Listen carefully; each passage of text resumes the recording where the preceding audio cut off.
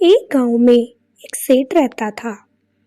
उसका बेटा कमाने के लिए परदेश गया हुआ था, लेकिन उसकी बहू उसी के साथ उसी गांव में रहती थी। बहू बड़ी संस्कारी थी। एक दिन की बात है कि बहू कुएं पर पानी लेने गई हुई थी। उसने पानी का घड़ा भरा और अपने हाथ पैर धोकर वह जैसे ही घर की ओर मुड़ी कि तभी उसने देखा कि 4 मुसाफिर वहां पर आ रहे हैं। वो देखने में बड़े प्यासे लग रहे थे। उनमें से एक मुसाफिर बोला कि क्या हमें पानी पीने को मिलेगा? सेठ की बहू जानती थी कि प्यासे को पानी पिलाना बड़ा पुण्य का काम होता है, लेकिन फिर भी उस वक्त उसने उन्हें पानी पिलाने से मना कर दिया। ये बात सुनकर चारों राहगीर बोले, अरे पनिहारन, हमें बहुत जोर से प्यास लगी है, क्या तुम प्यासे को पानी भी नहीं पिला सकती? पनिहारन बेचारी पानी पिलाए तो कैसे पिलाए, ना तो उसके पास कोई पानी पिलाने का पात्र था और उसने कपड़े भी थोड़े से तरीके से नहीं पहने हुए थे। उसे थोड़ी लाज आ रही थी कि वह उन मुसाफिरों को पानी कैसे पिला पाएगी। तभी एक मुसाफिर उसके सामने आया और बोला, थोड़ा सा पानी पिला दो, मेरा गला प्यास से सूखा जा रहा है, मैं एक यात्री हूँ। उस मुसाफिर की ये बात सुनकर वह पनिहारन बोली, यात्री तो 2 ही होते हैं, तुम फिर तीसरे कौन से यात्री आ गए? ये बात सुनकर वह मुसाफिर जान गया कि ये पनिहारन मुझे पानी नहीं पिलाएगी और एक पेड़ के नीचे जाकर बैठ गया। अब दूसरा मुसाफिर आया और बोला, अरे पनिहारन, थोड़ा सा पानी पिला दे, मैं बहुत गरीब हूँ।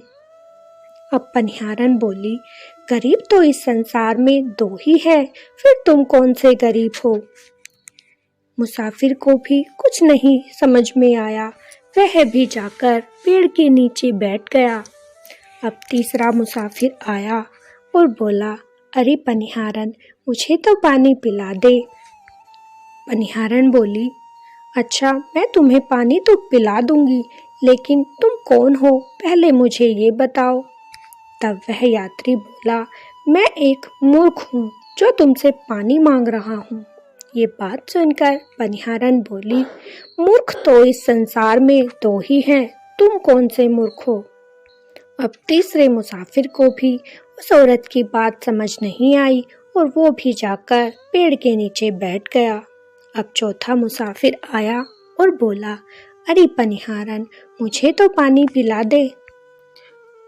अब सेठ की बहू ने उस यात्री से भी पूछ ही लिया कि अरे भाई, तुम कौन हो? तब वह बोला, मैं बहुत गरीब हूँ, क्या तुम मुझे भी पानी नहीं पिलाओगी?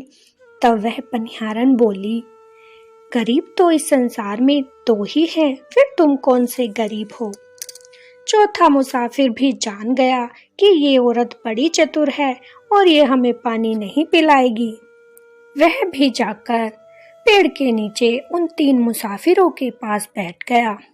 पनिहारन जब मटके रखकर अपने घर की ओर चलने लगी तो उसने सोचा कि पानी पिलाना पुण्य का कार्य होता है, अगर मैं इन्हें पानी नहीं पिलाऊंगी तो मुझे पाप लगेगा।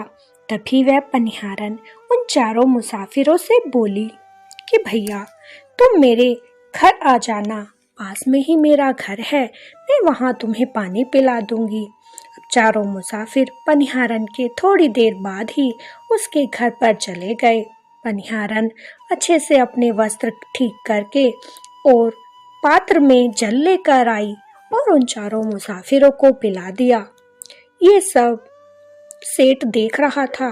सेठ को बड़ा गुस्सा, ये औरत मेरे बेटे की गैर मौजूदगी में इन पराए मर्दों को घर में बुलाती है, हंसी ठिठोली करती है।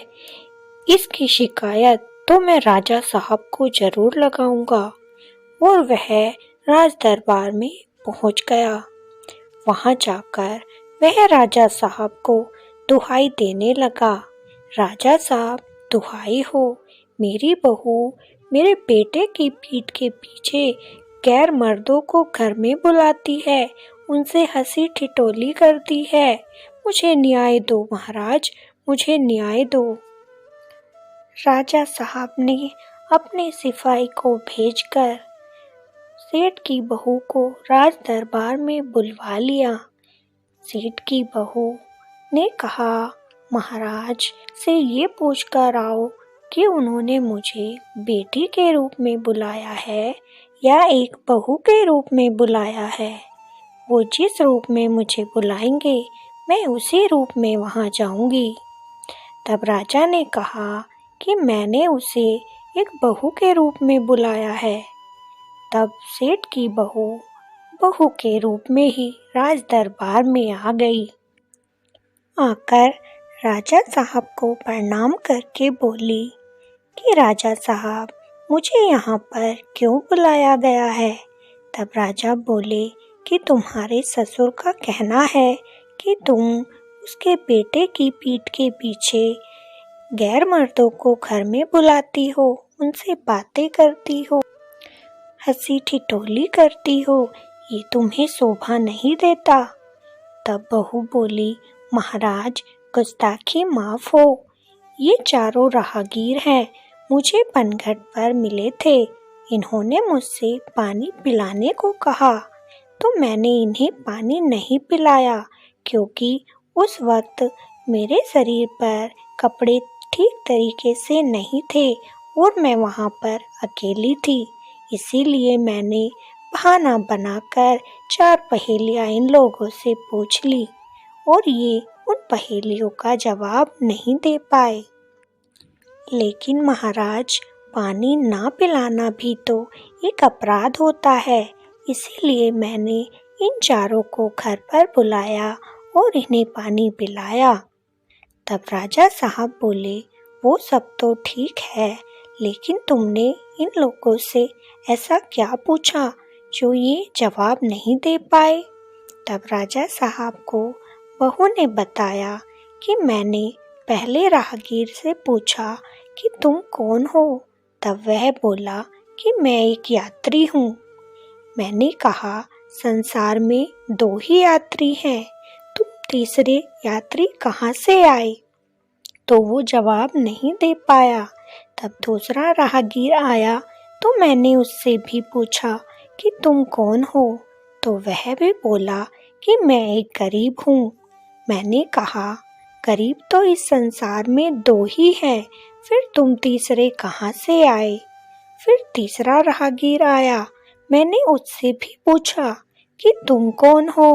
वह बोला, मैं एक मूर्ख हूँ। मैंने कहा, मूर्ख तो संसार में 2 ही हैं, फिर तू तीसरा कहाँ से आया? फिर चौथा राहगीर आया और बोला कि मैं एक गवार हूँ। मैंने कहा, इस संसार में 2 ही गवार हैं, तो तू तीसरा कहाँ से आया? इन चारों से मेरी पहेलियाँ नहीं सुलझाई गई, इसीलिए मैंने इन चारों को घर पर लाकर पानी पिलाया। महाराज, इसमें मैंने क्या गुनाह कर दिया? तब महाराज बोले कि इन पहेलियों का मतलब तो बेटी मुझे भी नहीं पता है, क्या तुम इन पहेलियों का जवाब हमें दे पाओगी? तब बहू बोली कि महाराज, जो यात्री हैं वो इस संसार के सूरज और चंद्रमा ही ऐसे यात्री हैं जो हर वक्त यात्रा करते रहते हैं, और सबसे गरीब इस संसार में गाय और बहू को माना जाता है। गवार इस संसार में पानी और भोजन को कहा जाता है, और सबसे मूर्ख, ये कहकर बहू चुप हो गई। तब राजा साहब बोले, अरे सबसे मूर्ख कौन है, वो भी तो जरा हमें बताओ। तब बहू कहने लगी, राजा साहब, अगर मैं आपको चौथे का उत्तर दूंगी तो आप मुझे बंदी गृह में डलवा दोगे। तब राजा बोले, नहीं नहीं बेटी, मैं तुम्हें वचन देता हूँ कि मैं तुम्हें कोई सजा नहीं दूंगा, तुम मुझे इस पहेली का उत्तर भी बता दो। तब बहू बोली कि राजन, सबसे पहले जो मूर्ख है वो मेरे ससुर हैं, क्योंकि इन्होंने मुझ पर बिना वजह के शक किया और मुझसे कुछ भी नहीं पूछा और सीधा राजा के दरबार में आकर दुहाई करने लगे। और दूसरे मूर्ख इस राज्य के राजा हैं, जिन्होंने पूरी बात का पता लगाए बिना ही मुझ निर्दोष को इस सभा में बुला लिया और मेरी बेइज्जती करवाई। तो इस बात को सुनकर राजा को बड़ा क्रोध आया, लेकिन जब शांत मन करके राजा ने सोचा तो उसे महसूस हुआ कि उन्होंने ये गलत कार्य तो किया है, वो ही इस संसार के बड़े मूर्ख हैं। उन्होंने बहू से क्षमा मांगी और उसे आदरपूर्वक उसके घर भिजवाया और उसके ससुर को कहा कि आज के बाद कभी भी बिना सोचे विचारे किसी पर इल्जाम मत लगाना, क्योंकि जब तक हमें पूरी बात का पता ना हो हमें यूं ही फैसला नहीं लेना चाहिए। तो आपको हमारी ये कहानी कैसी लगी कमेंट में ज़रूर बताइएगा। फिर मिलेंगे। राधे राधे।